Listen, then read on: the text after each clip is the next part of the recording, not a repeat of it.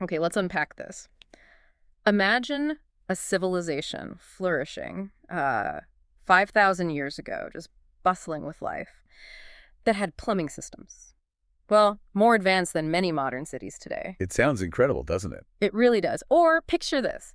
They were building cities with perfect grid patterns, meticulously laid out, all without any of the surveying equipment we just take for granted. Hmm. Most history books, frankly, they barely scratch the surface of ancient technology.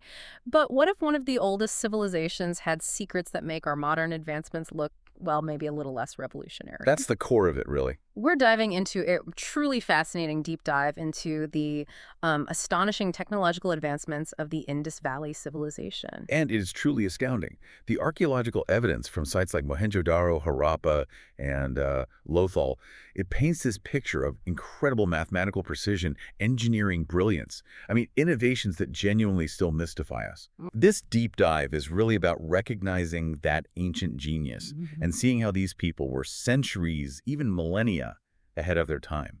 In urban planning, metallurgy, water management, the list goes on. That's exactly right. So our mission today, for you, our curious listener, is to kind of uncover that hidden brilliance. We'll be extracting the most important nuggets of knowledge from the sources discussing the Indus Valley's advanced technology. We want you to walk away truly well-informed and maybe, yeah, even a little mind-blown by what we find. I think mind blown is definitely achievable here. Okay, so let's start with the absolute foundation of their society, their urban planning. This is where it gets really interesting, I think. It really does. Imagine 4,500 years ago, while many civilizations were still, figuring out basic shelter, the engineers of the Indus Valley were designing cities that, frankly, would make modern urban planners green with envy. Absolutely. Their streets weren't just random paths. They were meticulously arranged in perfect north-south and east-west grids. Just think about that for a second. Main avenues, maybe 30 feet wide, side streets, a precise 9 feet wide, and they kept these perfect right angles across hundreds of acres. And the kicker is how they did it, right? Mm, Without the modern surveying tools we rely on. It speaks volumes about how organized they were. totally. It points to this incredibly sophisticated understanding of spatial relationships, geometry, maybe even astronomy playing a part. That just laid the groundwork for their daily life, their trade, their whole community structure. It wasn't just about looking nice. No, not at all. It was fundamental to their societal structure and just basic efficiency. But, okay, it wasn't just wide, perfectly straight streets. Their sanitation and drainage systems were, well, they were bafflingly ahead of their time. This is maybe one of the most stunning aspects. Every single house, like even the more modest ones, was connected to a covered sewer system running underneath those grid-patterned streets. Toward sewers, yeah. Yeah. And houses had private bathrooms with vertical chutes that carried waste down to these underground channels. The main drainage channels themselves were impressive engineering feats. Maybe 2 feet deep, 3 feet wide, lined with waterproof brick. It's hard to overstate how advanced that was. Totally. Yeah. To put it in perspective, European cities didn't really achieve this level of public sanitation until, what, the 19th century? That's right. So if you compare, say, Indus Valley from 2600 BCE with medieval Europe, maybe 1000 CE, Indus had covered sewers, every house connected. Europe had open gutters. Huge difference. Huge. And the implications for public health are enormous. This level of sanitation, virtually unheard of elsewhere in the ancient world, must have prevented countless epidemics. It surely contributed massively to the civilization's stability, which lasted over 700 years. It shows such a focus on public health. A proactive approach, yeah. Yeah. It clearly highlights their priority on community well-being, making sure their population could thrive. And then there's the icon, right? The Great Bath at Mohenjo-Daro. Just a marvel of water engineering. Iconic. This massive structure, it measured about 39 feet by 23 feet, 8 feet deep, needing something like 21,600 gallons of water. Just staggering. And watertight for millennia? Exactly. They waterproofed it using a special layer of bitumen, like a natural asphalt or tar sandwiched between layers of brick. Ingenious. But it wasn't just the bath itself. They built this whole water management ecosystem around it. That's the key, the system. Yeah, including large step wells, for easy water collection, rainwater harvesting systems that fed underground reservoirs, and even those precisely angled streets we mentioned, directing rainfall exactly where they wanted it. And they manage water pressure, too. Right. What's truly astonishing is that evidence suggests they created enough pressure to move water uphill in certain areas somehow without any mechanical pumps. These intricate systems apparently worked flawlessly for over 700 years, without modern maintenance or materials. The genius there is in that holistic approach to water, isn't it? Yeah. It wasn't just one big structure. It was this comprehensive system showing a deep understanding of hydrology, the seasons, engineering principles, all achieved without, computers or modern tools. Working with nature. Precisely. A testament to their ability to integrate technology with their environment. Okay, so moving from water to metal. The Indus Valley metal workers, they were like true alchemists, centuries ahead of their time. They mastered bronze making with the purity that still kind of stumps experts today. While others were just figuring out basic alloys. Exactly. Mesopotamians were struggling, and the Harappans were making bronze with precisely 11% tin content, which, it turns out, is the sweet spot for durability and workability. They knew their material science. Totally. And for those famous figurines, like the dancing girl, they use an advanced lost wax method, where you make a wax model, cover it in clay, heat it so the wax melts out, leaving a perfect mold. For seamless, intricate objects. And these weren't just little backyard workshops. Excavations have found specialized metalworking zones with these temperature-controlled furnaces that could reach an incredible 1,100 degrees Celsius way back in 2500 BCE. It implies so much more than just craft. It suggests a really developed scientific approach to materials, understanding properties, maybe even recording results. Yeah. It wasn't just trial and error. They knew what they were doing. They absolutely did. They understood the science behind it. And get this. Their gold jewelry still gleams after 4,000 years. How? The alloying, right. Yes. The Indus people made gold alloys with copper and silver in just the right proportions to prevent oxidation. Modern jewelers are apparently shocked by how little corrosion there is. Amazing preservation. And analysis shows they even added trace amounts of cadmium, a technique that wasn't rediscovered until the 20th century. Wow. But here's maybe the most mind-blowing fact, the one that challenges the history books. Small iron artifacts dating to 2900 BCE found in Indus sites.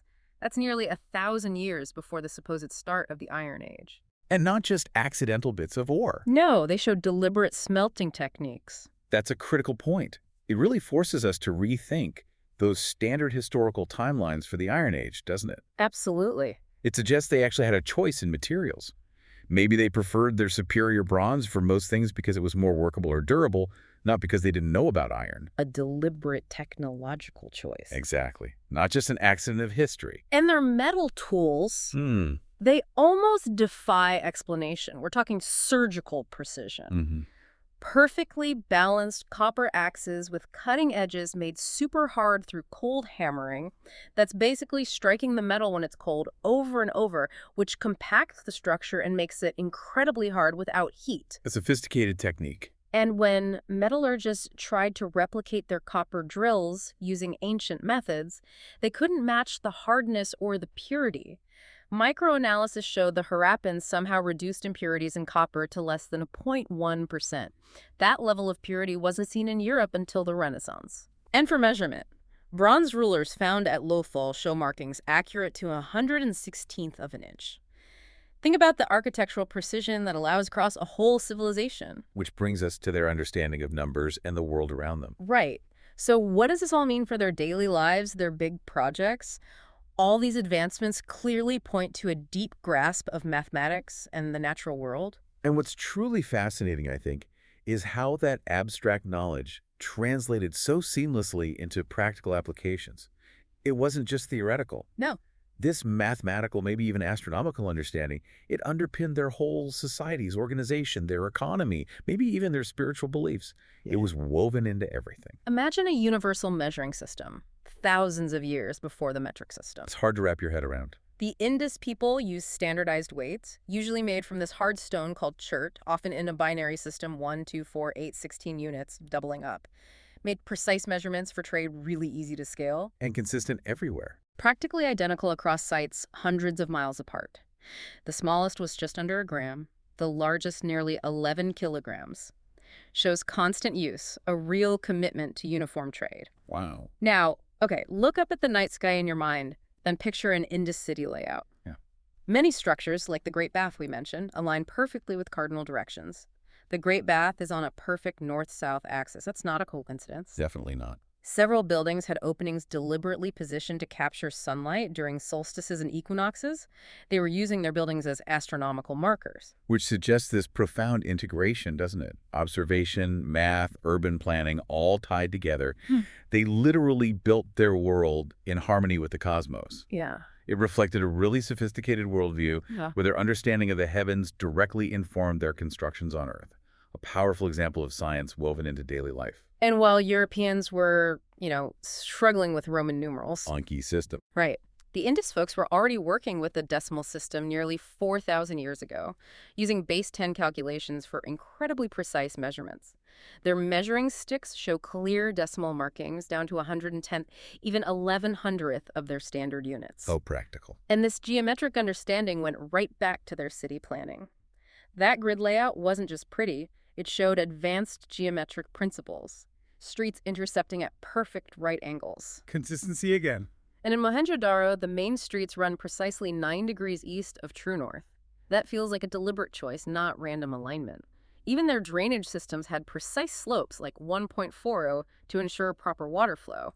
That's engineering that would impress modern civil engineers. It really would. Okay, so they weren't just city builders. They seem to have been masters of sustainable living and public health, too, proving that, advanced civilization doesn't have to trash the environment or ignore well-being. That's a really critical point, I think. How do they feed and maintain such a large, complex population without all the modern chemical inputs and machinery?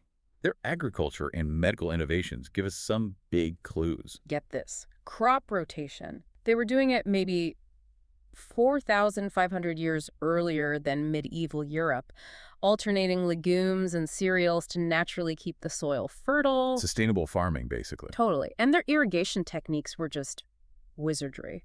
They built reservoirs to capture monsoon rains, channeling the water through these extensive networks of brick-lined canals like the ones at Dolavira. Precision engineering again. Oh, yeah. What's mind-blowing is they use precisely calculated gradients, maybe a 1 in 10,000 slope in some areas, just enough for water to flow for miles without causing erosion. Incredible finesse. Wow. And their granaries weren't just big barns, they were like sophisticated seed banks. Raised floors, air channels, natural air circulation to stop mold and pests. They even coated seeds with specific plant oils and minerals, natural pesticides. Long-term thinking. Protecting the food supply. Absolutely. And their trade networks were just as advanced. They engineered these maritime marvels, like unique keelless, flat-bottomed boats, perfect for shallow rivers and sea voyages. Versatile. And Lothal, a key port city, might have the world's oldest tidal dock. It had this sophisticated lock system allowing ships to load and unload no matter what the tide was doing. Genius. These ships could apparently carry up to 60 tons of cargo, which is massive for 4,500 years ago. Plus, those standardized chert weights we mentioned acted like currency across over 1,000 settlements, and their seals, the little carved stones, they likely function as a form of monetary control, almost like early credit cards or official stamps. The sheer scale and integration of it all is just remarkable, isn't it? From standardized weights to sophisticated food preservation for long trips. They built this coherent economic and logistic network. It supported widespread trade, prosperity, a truly interconnected society. And then shifting to health. They were doing surgery over 4,000 years ago. That sounds like science fiction. It does. Uncovered bronze and copper tools look remarkably similar to modern surgical instruments. And believe it or not, evidence suggests they were drilling teeth way back, maybe 7,000 BCE, with precise holes and even signs of filling material made from plant fibers and bitumen. Incredible dental work. Right. And back in the cities, public baths, plus every house having toilets and sewage systems designed with sloped floors and proper ventilation. That relentless focus on cleanliness and sanitation again, it must have prevented so many epidemics. It's just a testament to their advanced understanding of public health, of hygiene. It wasn't just about convenience. No, it was a fundamental pillar of their long-term societal health and well-being. There are medicine cabinets, too. Residues found show medicinal plants like turmeric, ginger, neem, and processed with sophisticated extraction methods. Small, precisely marked containers suggest they understood dosage thousands of years before modern pharmacy. Wow, dosage too. And textiles, masters of cotton processing. Using tools similar to modern gins 4,000 years early, their dyes, still vibrantly colored after millennia, achieved through these complex, like 14-step processes using color-fixing mordants, chemicals that bond the dye right to the fibers, making the colors last. Just layer upon layer of technological sophistication. Exactly. So finally, let's look up to the heavens. How deeply connected were they? They didn't just observe the sky. They seem to have built their entire society around celestial precision. And what's fascinating here is that merging of science and maybe spirituality or just daily life, their astronomical knowledge wasn't just academic locked away somewhere. It was integrated into their routines, their farming, their rituals, even their city layouts. They really lived by the stars. Prehistoric observatories, essentially. Sites with precisely aligned notches tracking the sun's movement. Shadow-casting gnomon stones, basically vertical sticks whose shadows marked time and seasons. They mark solstices and equinoxes with modern-level accuracy. Simple tools, profound results. And small clay discs found seem to track lunar phases. Clay tablets from Harappa actually show calendar notations that align sowing seasons with river flooding cycles. A sophisticated understanding of seasonal prediction. Essential for agriculture. Totally. Water clocks and shadow clocks divided the day with remarkable precision, apparently even accounting for seasonal changes in daylight hours. And a pottery fragment from Calibangan might even suggest 12-hour divisions, possibly the origin of our 24-hour day concept. It just reveals a society that thrived by deeply understanding and respecting their environment and the cosmos. Their whole approach to technology, it seems, served their society's needs while maintaining this balance with the natural world. An incredible example. Yeah, how fundamental scientific observation became the backbone of an entire thriving civilization. So, wrapping this up, what does it all mean? I mean, the technological brilliance of the Indus Valley civilization just continues to astound us, doesn't it? It really does. From those meticulously planned cities and advanced drainage systems to sophisticated metallurgy and precise measurement, these ancient people showed remarkable innovation, and they prioritized things like sustainability, public health, efficiency, thousands of years before our modern era really grappled with them. And this deep dive, I think, it reminds us that human ingenuity has incredibly deep historical roots. Studying these ancient systems, it really can inspire modern solutions, can't it? For sure. Perhaps the greatest revelation isn't just what they built, but how their whole approach to technology served their society's needs while staying in balance with the natural world. It really makes you think about what advanced truly means. It absolutely does. Makes you pause, right? Consider how many of these technologies we think of as modern or maybe rediscovered, things like urban planning, environmental management. They were perfected by the Indus Valley thousands of years ago. What other secrets might ancient civilizations still hold for our future? A fascinating question to ponder. Definitely. And hey, if listening to this makes you want to see some of this incredible history up close, Yeah. if you decide to travel to India to explore the Indus Valley sites, we actually have a recommendation. Oh, yeah. Yeah, for a really immersive cultural experience, check out 5 Senses Tours. They organize tours across India. You can email them at contact@fivesensestours.com. That's the number 5, sensestours.com. Got it. Contact at fivesensestours.com. Right. Or you can WhatsApp them. The number is +91 98456 77446. Good tip for anyone inspired by this. Yeah, definitely worth looking into if you want to experience that history firsthand.